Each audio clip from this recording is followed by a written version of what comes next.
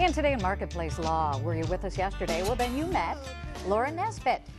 Attorney Laura Nesbitt is here, and what she does is helps out people in financial despair. And she gave us a wonderful overview yesterday of her services, in which she provides her clients a way to eliminate debt. And today she is here again to talk to us specifically about what we teased yesterday a little bit, and that was Chapter 7 bankruptcy. Yes. Good to have you back. Thank you. Chapter 7 is an alternative for some people who just can't find another way out of debt.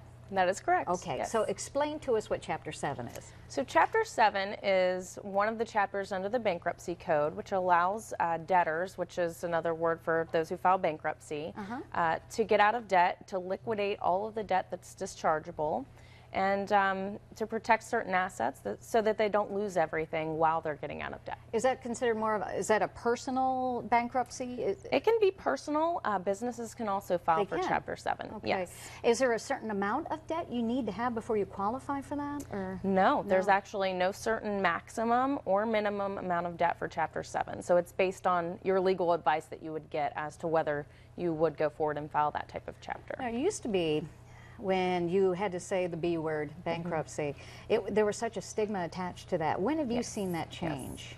You know, I don't know that for a lot of people it has changed. Okay. I think it's a personal feeling about bankruptcy, and some people still feel like that is a stigma. I don't know that it really in reality is, and you know, maybe a little bit of that has changed since larger corporations like GM, municipalities like Detroit, and you know, people, public figures have filed bankruptcy. So maybe it's a little bit more comfortable with the general public as far as, hey, if banks and municipalities can do it, then why can't I? Right. But are judges just as willing to grant bankruptcy to people that are attempting that, or are they more reticent to do that? They don't want to do that? That's a good question. I would never file a case for a client that I didn't believe would be able to qualify for that relief. But overall, it's a standard of good faith. So as long as you come forward and disclose all of the things that are required to be disclosed under the Bankruptcy Code, and you're proceeding in good faith, you're going to get your discharge. What happens if, say, this is your very last resort? You do go through a bankruptcy, Chapter 7.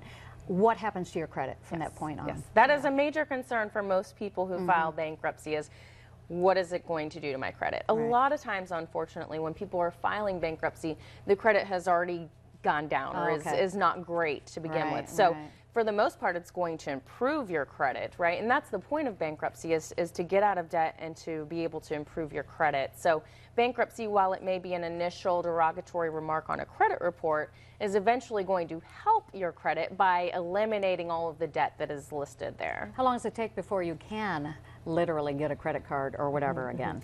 Well, that's one of the scary things, Sean, because a lot of times credit card companies, even before you show up to your first court hearing, while your case is pending, are sending credit card invitations. So I always counsel my clients that you want to be careful if you're going to take new credit, because two of the major factors in improvement of credit is responsible use going forward after the bankruptcy. So you want to make sure that any credit you're taking is something that's affordable to you, and then if you do have monthly payments, that you pay them on time. On time. Yes. Okay. Now tomorrow, I know we're going to talk. Is it Chapter 11 tomorrow, or what do we go through? Chapter 13. Chapter is what 13. We're going to discuss. Yes. And we'll find the difference. So what Chapter 13 is as opposed to Chapter 7. Exactly. Thank you, Laura. Appreciate it. Thank you Laura very much. Nesbitt. In fact, you can find out more about Laura's practice and Nesbitt Law by going to our website, and you'll find that all on our news links there.